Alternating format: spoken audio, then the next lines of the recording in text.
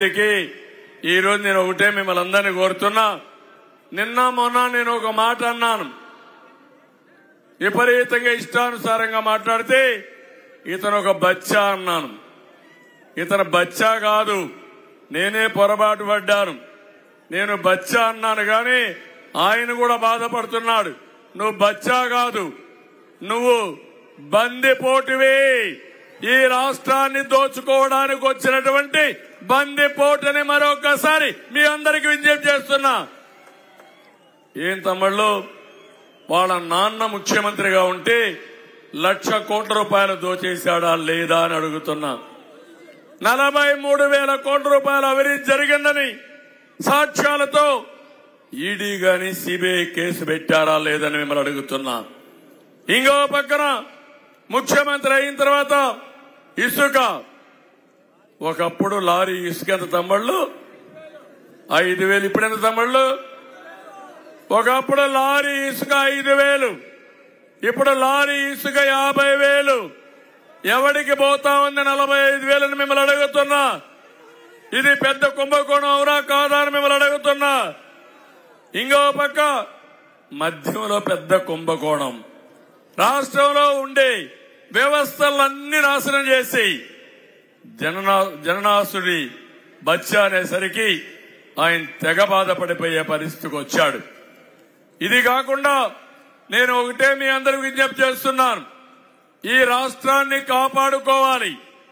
అందుకే మీరందరూ చూస్తే నేను గాని, పవన్ కళ్యాణ్ గారు గాని, బీజేపీ గాని మేమందరం కూడా కలిశామంటే మా కోసరం కాదు, ఈ రాష్ట్రం కోసం, ఈ రాష్ట్ర ప్రజానీకం కోసం, అదే మాదిరిగా మీ అందరి కోసం అని చెప్పి ఒకసారి తెలియజేస్తున్నా. ఈరోజు పవన్ కళ్యాణ్ గారు ఒకే మాట చెప్పారు.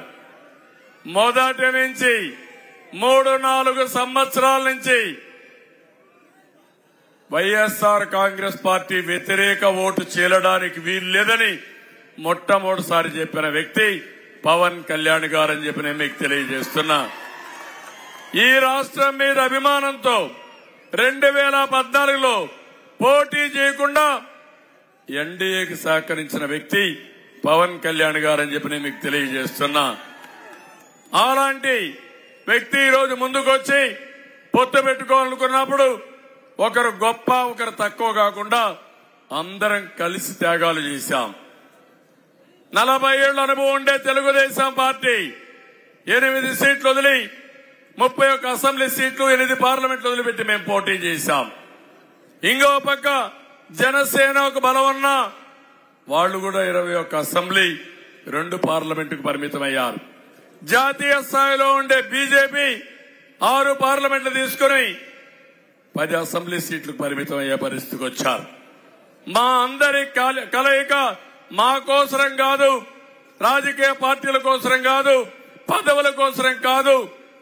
ప్రజలు గెలవాలి, రాష్ట్రం నిలబడాలి, ఈ దుర్మార్గుల చేతుల నుంచి కాపాడుకోవాలని ఏకైక ధ్యేయంతో మేము కలిశామని చెప్పి కూడా నేను మీకు తెలియజేస్తున్నా.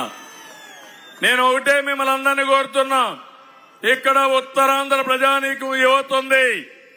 తమ్ముళ్ళు, మీ భవిష్యత్తు బంగారు భవిష్యత్తు కావాలా లేదా అని మిమ్మల్ని అడుగుతున్నా.